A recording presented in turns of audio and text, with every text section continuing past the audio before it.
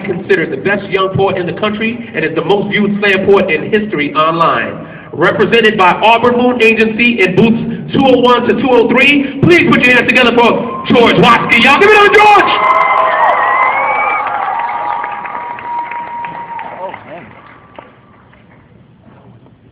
Oh, hi. How are you guys?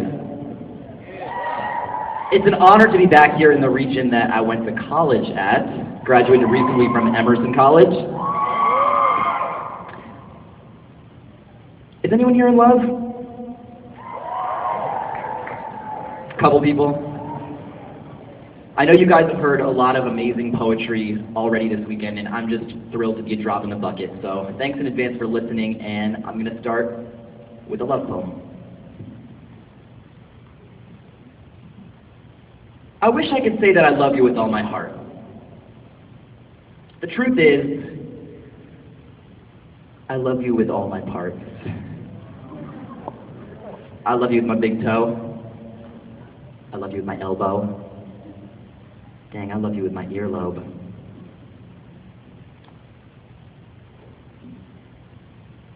I love you with my head. Roses are red. Violets are of a bluish hue. I like you on a level that two mammals under the influence of hormonal impulses can like each other when liking each other is a prerequisite for mating and further proliferating the species. I'm a hopeless romantic, I know. And I know that the answers are inside me, but I have to ask. Can inner children be removed by C-section? Torture for the answers. The thing is, I smile when I remember the 12-year-old who prefaced every love poem with when I was a kid. And I love you with my bleeding heart. I want to know if this thing can fully unglue, because you got my atriums breaking a new heart. A noose is not just a knot, but you are just this art, you lovely, ugly, stunning psycho. I mean, all breathing things will rot, so allow me to decompose you a poem. Roses are red, and lately got blue.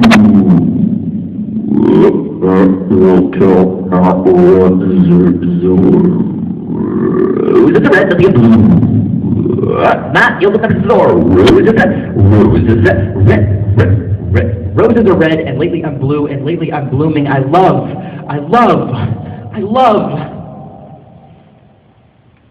You know, you've gone off the emo deep end when you could confuse last night's poetry with Taylor Swift lyrics.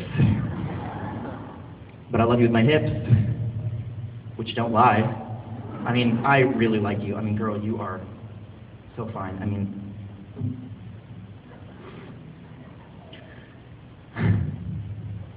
what I'm trying to say here is that you had me at hell no.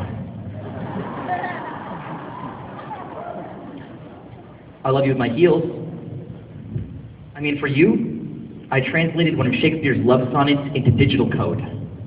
01010110. 010110. 01010110. That's just paraphrasing, because this is a love poem to the one who always lets me back. I've been trying to find my place walking these planks for a decade, so ask me about my stage fright and I'll tell you that it was disgusting. But the frog in my throat ate the butterflies in my stomach. I spit the frog out, took that leap and started trusting. I've spent so much paper fitting verse to strange chorus. I don't know what I've messed up worse, my social skills or the rainforest. Dear dictionary, I don't want to make out with you once in a while. I want to roll you around in my mouth all day. This is an open letter to the four-letter word in every one of its brothers and sisters. I love you, I love you, I love you, I love you.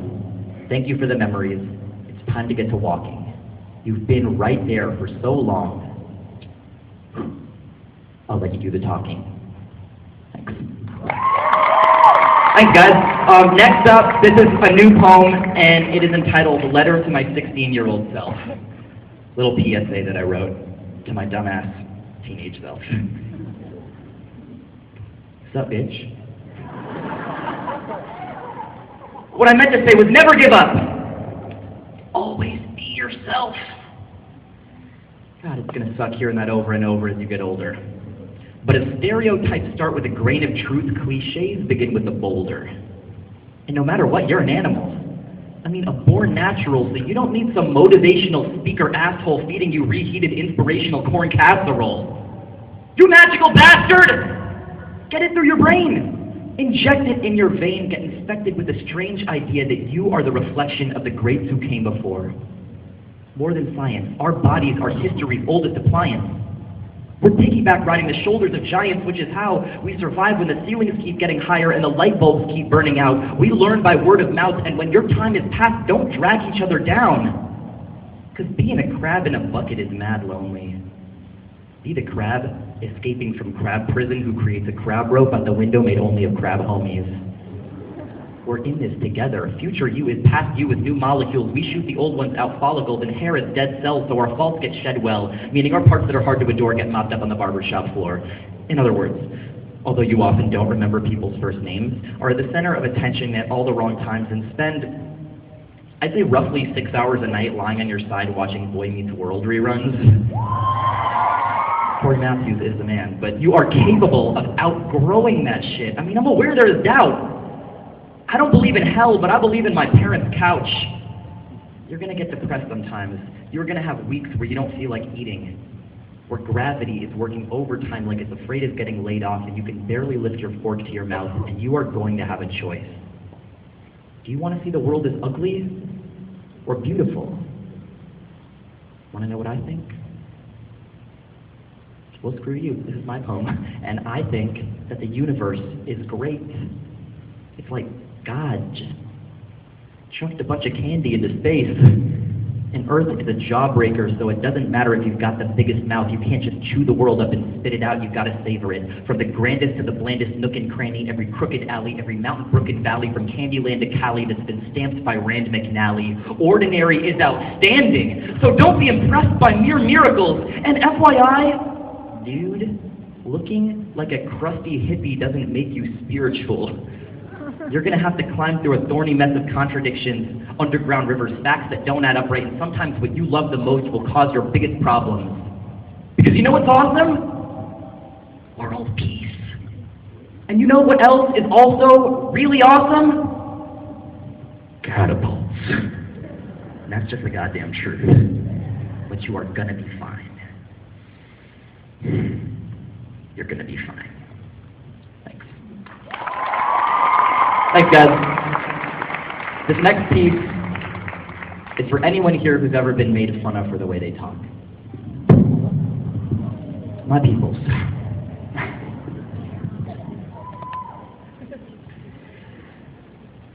So, someone said to me the other day, I've got a lisp. A stranger said I've got a subtle lisp, and I should know that I sound a little stupid doing spoken word when all my words with S in them are spoken so absurd.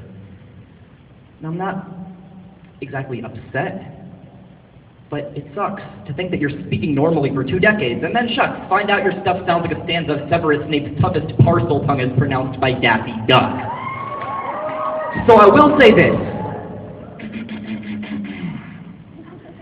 My subtle lisp is not sinful. I'm not sorry Saturday, I'm not sorry Sunday, I'm spiritual, and when I speak, I celebrate the Sabbath 7 days a week. I've got special Ed sauce smothered on my skull walls like a tossed salad, so silkscreen the Sistine ceiling on my soft palate. I sing along with super scenesters reciting Sufjan Stevens songs in skinny jeans and dance salsa with soccer moms sneaking out in skimpy see-through sarongs. I will answer your questions in style with my sexy, subtly lisping, sparkling incisor smile. What's my surname? Watsky. My size? Stocky. My city? San Francisco is so sweet now slow, see. I've heard some steamy stories of oral sex, but I'm not stretching to say one time I made a lady climax by speaking an SE section of a Shakespeare sonnet in her split legs general direction. I scribble all S essays, I shred them and sprinkle the all S ashes. My speech doesn't give a spotted seasonally to passes. I split past straight F's to straight S's in my classes because my speech stays second semester senior status. So sick, 6th grade school kids call me Sofa King. I'm on tongue steroids slamming with the Sammy Sosa swing. So tight, I sleep upright in a small cell and sing and sail the 7 seas on Steve Irwin's Stingray while your speedboat's sinking. So, Screw an SSOS, I'm straight SSS for Save Someone Standard, studied at the School of Savage Speech. Screw Stanford, I spit sexier than Summer Standard. Sarah Silverman, Susan Sarandon, Sissy SpaceX, Sally Struthers, and Selena spooning in a six-way same-sex all-S celebrity civil union. So, you can slander the gay lisp, and I will slip you a solid list of friends who lisp or no lisp will stomp, spit, stay pissed, and start all over on the racists. You can save the South Korean stereotypes, the Sambo shtick. The sexist stuff is sickening, and if you suppose your speech is normal, because your impediment is listening. Speak for those of us with something special, something that sets us aside for my accent havers, my stammers, my southerners, my stutterers. Yes, I will spit it sick and stick to never skipping S. Because I was sucking on a soup spoon and I suckled the dip, sterling, silver, simple, supple, super sucker, staying, watching sister sing each syllable, filming a topic, smoother, this is a suffering, second dash, isolate, awesome, so there's no stopping this, and start the steps of speaking needs will see that it will not desist. I'm sorry if you don't like a subtle list, but you can simply suck on this. Thank you. Can I do one more for you? I have time for one more. Thank you so much for listening. It is a huge pleasure to be back here. I will be in the Auburn Moon Agency booth. Please visit us. Preston Pugmire will be hanging out, as will Mika Pauley, the amazing Mika Pauley, who you'll see in a moment. You are so fortunate. Thanks again for listening, for coming, and enjoy the rest of your weekend. And if you haven't fallen in love yet, you have a few hours left. So. This poem that I'm going to close with is for anyone here who's ever been in high school. Was there anybody here in the audience, by a round of applause, who was a huge player in high school? Any Big Macs in the house? All right, douchebag. You've outed yourself, congratulations. This poem is for everyone except for you.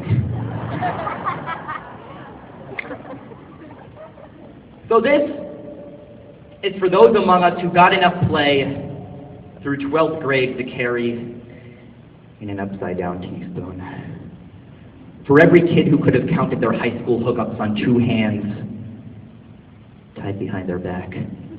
For every wallflower seance master with both palms on the crystal ball, channeling the collective romantic prowess of Steve Urkel, Al Gore, Richard Simmons, Bill Gates, Screech from Saved by the Bell, and Butters from South Park. This is the anthem for those among us who got none in our formative years, and this poem is for every high school virgin who wouldn't have had it any other way.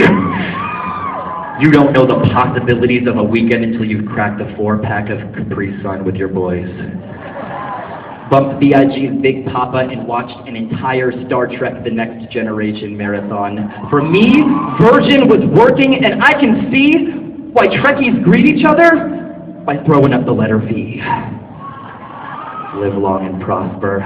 It is time. It's time, goddammit, to reclaim the high school virgin as sexy. And I'm not talking Angelina Jolie sexy. I'm not talking Kim Kardashian's big fat booty sexy. I'm talking, damn, that's some sexy peach fuzz sexy. Picked last for kickball sexy. He's so sexy, his homework, the laundry, and the dishes do themselves around him sexy. I'm talking cowlick house arrest sweater that's sexy. Bed rest Led Zepp air guitars sexy. Pen pal study group buddy system teddy bear hand-me-down sweatpants corduroy sexy. Tidy whitey nightlight anime sexy. And oh yeah, I'm definitely also talking check out the curves on that parabola sexy. But mostly this is regular kid sexy. Brown paper bag, unpopular for the right reasons. What a nice guy sexy. Spends Fridays doing nothing with his friends sexy. Excuse me, but screw your football team sexy? I'm talking big fat V on my Letterman's jacket, cause I'm varsity sexy. So hold your heads high in the struggle. Have pride in the struggle. I can't rock your world, but damn can I cuddle. Girl, I want to lay you down by the fire with a bowl of popcorn and watch Fresh Prince reruns. This is for every kid who couldn't get it, didn't want to get it, or had it, and gave it back. Biggie Smalls knows y'all are max. So throw your V's in the air if you're the true player and wave them side to side like you just don't care. And for everyone here who was ever a virgin, and even for that douchebag, throw your arm to the sky and understand that for at least one dorky white dude from the 415, that is the sexiest freaking arm he's seen in his entire sexy life. Thanks, guys. Have a good one. Thanks a lot.